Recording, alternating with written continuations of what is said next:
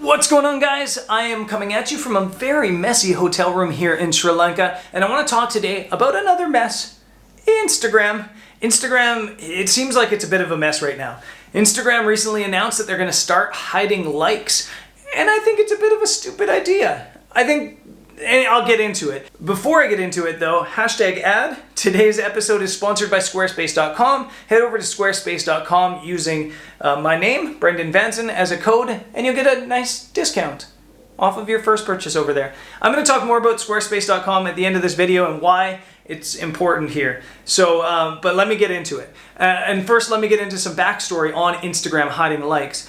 Basically, what's happened is over the past month, in both Canada and I believe Australia, Instagram has started hiding likes on people's photos on Instagram. And basically what that means is if I post a photo and 1,000 people like it, or however many like it, nobody can see how many people has liked the photo.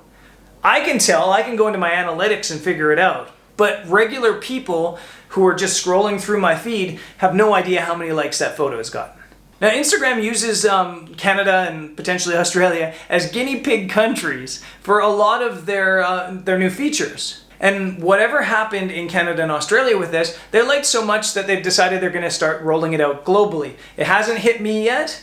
It's probably hit some of you. If it has, let me know how it's going in the comment section. But it will eventually roll out globally, or at least that's the idea. And the PR angle from Instagram is that it's for mental health. It's for mental health reasons. It's to remove the stress from Instagram and to make it fun again. It's about removing the addiction. Getting likes on Instagram or any social media for that matter, it gives you a dopamine hit. Every time somebody engages with what you do on social media, whether it's a like or a comment, it gives you a dopamine hit. And dopamine it's a drug and it's addictive. And like any drug, the more you get, the more you want. So when you start posting to Instagram, you get 5 or 10 likes a photo, feels good, feels really good. You get 20, 30 likes a photo, still feels really good. You get 100, 200 likes a photo, feels good. Then you post a photo and gets 50 likes, and it's just like soul crushing. And that's the addiction. And the idea behind the change is that by removing the public visibility of likes, it's going to take the stress off of the likes itself and remove that, that addiction side of things. Will it work in theory? I don't know. Is it good in theory? I think that anything that's a positive for mental health is a good thing. Is it actually Instagram's goal to help the mental health of their audience? I honestly don't know. I think Instagram's a business. I think they probably have ulterior motives. But at least that's the PR stance they're taking, and I don't know what their ulterior motives could be, because in general, I think it's bad for the platform. And that's what I'm going to get into. So why is it bad for the platform? The removal of likes on Instagram might be good for life, it might be good for the general public, but I think it's bad for the platform. It's the sort of thing I think that could lead to the total demise of Instagram. And this is why. This is why I think hiding likes on Instagram is stupid. First of all, I think it's going to kill the engagement on the platform. I think, first of all, people are less likely to like a photo if they know that it's not going to actually, help the person, or the other person's not going to actually see it. I think that people are less likely to post because they're not going to get that dopamine hit. I mean, if you don't get anything out of it, what's the need to continue posting? So at first, I think you're going to see people going, oh, this is fun, this is cool, I don't have any stress. But then they're going to have so little stress that they're going to stop posting. They're just going to slowly wean off of Instagram. It's not going to happen overnight. It's not going to happen cold turkey. But eventually, over time, people are going to become less interested in posting because they don't get that dopamine hit anymore. When I do talks, like public speaking events, sometimes I talk about something called social currency. Social currency is the value you get from likes, essentially, engagement on social media. For example, me, on my Instagram account, if I have 100,000 followers and I get, 3,000 or 4,000 engagements for a photo, social currency is the value of that. And the true value. So how much would that be worth to post an ad on?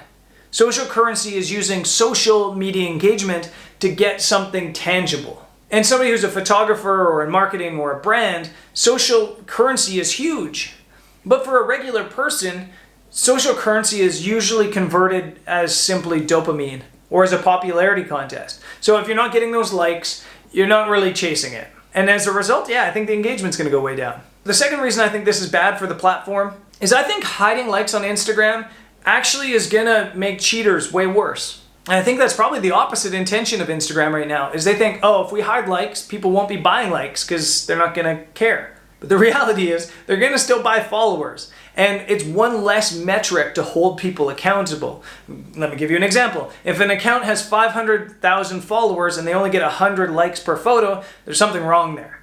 They're probably cheating. They probably bought followers. Or if an account has 10,000 followers and they get 5,000 likes per photo, they're probably cheating because they probably bought a bunch of likes for their photo. Having fewer metrics holds cheaters less accountable. You hide the likes, all of a sudden that person that has 500,000 fake followers looks legit, or you can't tell if they're legit. And for influencer marketing, that's a bad thing. There's already so many people cheating on Instagram, it's mind-blowing. There's so many people committing fraud for businesses or to businesses on Instagram, it's shocking. There's so many. And by having one less metric to hold people accountable, it's gonna make things worse. I guarantee you that if you went on the internet and Googled buy Instagram followers, you could probably buy 500,000 followers for about $1,000. So for $1,000, you can now go and potentially go scam people. And sure, a lot of brands are smart and they ask for the analytics and to see how many likes you get, how many engagements you get. They can use apps like hypeauditor.com to figure out if the audience is real. But the reality is a lot of brands just don't do that. They don't know how to, or they're just lazy. So I think that by hiding likes on Instagram, this problem of fake influencers is just gonna get worse and worse. Third thing, there's an influencer marketing agency called #Paid. #Paid did a survey of all their Instagrammers in their program that are in countries that were having likes hidden and asking them a bunch of questions. And one question that really surprised me was regarding creativity. And I can't remember the exact result, but the exact result said something like 50% of creators felt like they've become less creative since Instagram stopped hiding likes. And I actually thought it was going to be the opposite. I thought that by hiding likes, people would be more willing to experiment. They'd be more willing to share things that, aren't as obviously great. They were more willing to go out of their way to create cool things. But the result's actually been the opposite in that people are getting lazy. When you're not chasing likes and numbers anymore, you have less of a drive to go out and create something phenomenal. You have less of a drive to create something special and unique. So as a result, people are just posting less good stuff, more crap. And it does make a little bit of sense. I do think that hiding likes in general is a positive in this regard, in that people will stop just taking the same photo as everybody else takes to try to chase likes, and potentially will go out and try to create their own stuff or new stuff or fresh stuff. But according to this one survey anyway, it's hurting creativity. Now I want to talk about Squarespace.com really quick because I think it's so important that you have a website. And I said this in the video I did about photographer mistakes in marketing themselves a couple weeks ago. You need a website, you need a portfolio, you need your own site. Building up an audience on a platform like Instagram or Facebook is great. But then what happens when Instagram or Facebook starts hiding those posts to your followers and you have to pay to get them to see it, the pay-for-play model that Facebook's been running for a couple of years? You just lose all your value. You need your own legs to stand on. You need your own foundation. So if you don't have a portfolio or website, get one. And Squarespace.com is an awesome option. I'm gonna do a video at some point in August where I build an entire website on Squarespace.com in less than 30 minutes. It's really easy. There's all these really cool photography portfolio templates already there. You can kind of just like plug and drop your stuff in there and do it really quick, even if you're not tech savvy at all. So head over to Squarespace.com, use Brendan Vanson, and you'll get a discount on your first purchase. Final thoughts on the Instagram thing. I think that there's ulterior motive to Instagram, and I honestly don't know what it is. I think that probably it has to do something with pay-for-play. Pay-for-play, if you're not familiar with it, is what's happening on Facebook, in that if I post an image on my Facebook page, maybe like 3% of my audience actually sees it, but then you can boost it so that everybody sees it or more people see it. And that's how Facebook makes a lot of money, is I pay $50 to boost it and an extra 2,000 or 3,000 people see it. A lot of the theory behind the Instagram hiding likes from a business standpoint is they hide likes, people get less concerned about how many likes their photo's getting, and then Instagram slowly starts making their post less visible to more people.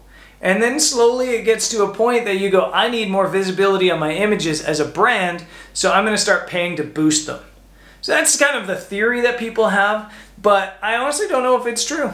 And I don't know if maybe Instagram has something totally different up their sleeves that we don't know about. My only thought is, if Instagram really cares about mental health, why haven't they removed likes and stuff like that from Facebook as well? I mean, they're owned by the same company. It's both Facebook. So why is it only Instagram that it's important for mental health to hide reactions and likes? So that's my thought on this. That's my thoughts on the Instagram hiding likes in general. I want to know your thoughts in the comments below. Now, here in Sri Lanka, there's a bunch of vlogs coming up. I've been basically filming a video every day, kind of daily vlog style. And it's been a lot of fun, so there'll be a new one on Thursday and Sunday. And yeah, there should be a bunch more. And I think most of them are pretty fun. So I'll see you guys next time.